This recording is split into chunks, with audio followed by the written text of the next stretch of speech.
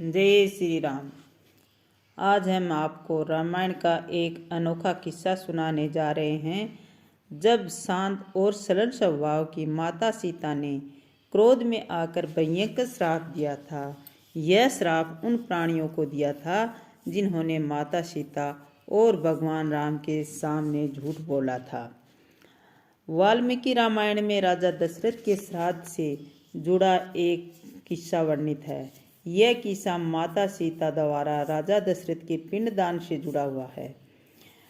वनवास के दौरान भगवान राम, माता सीता और लक्ष्मण पितृपक्ष के समय श्राद्ध करने के लिए गैया धाम पहुँचे थे।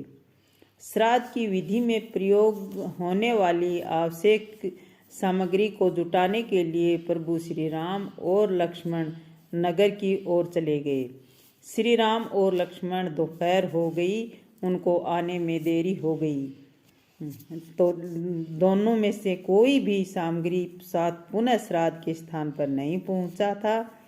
तब माता सीता ने गैया जी के आगे फल्गु नदी के तट पर राजा दशरथ का पिंडदान कर श्राद्ध क्रम की विधि पूर्ण को उसको पूरा किया।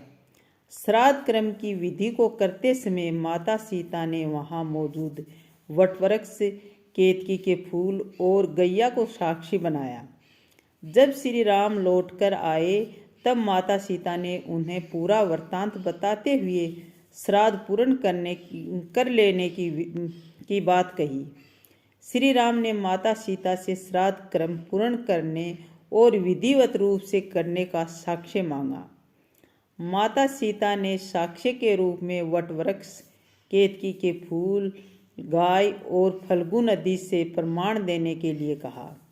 तब केतकी, गाय और फल्गु नदी ने श्री राम के समक्ष झूठ बोल दिया और गलत गवाही दी। मात्र एक वटवृक्ष ने सत्य कहा और माता सीता द्वारा राजा दशरथ के पिंडदान की बात स्वीकारी। इसके बाद माता सीता ने राजा दशरथ का स्मरण कर उनसे ही अपने सत्य का साक्ष्य देने को कहा। राजा दशरथ प्रकट हुए और उन्होंने भी माता सीता के पक्ष में उचित और सत्य बोला। इसके बाद माता सीता ने झूठ बोलने पर केतकी फूल और गैया और फाल्गु नदी को श्राप दिया। फाल्गु नदी को बिना पानी के रहने, गाय को जूठा खाने और केतकी के पूजा में वर्जित होने का श्राप दिया। वहीं वटवृक्ष को सत्य बोलने पर वरदान दिया कि वह सुहाग का प्रतीक माना जाएगा। जो भी सुहागिन वटवृक्ष की पूजा कर पति की लंबी आयु के लिए प्रार्थना करेगी, उसकी पूजा सफल होगी। तो ये थे वो 5 प्राणी जिन्हें माता सीता के क्रोध में दिया था भयंकर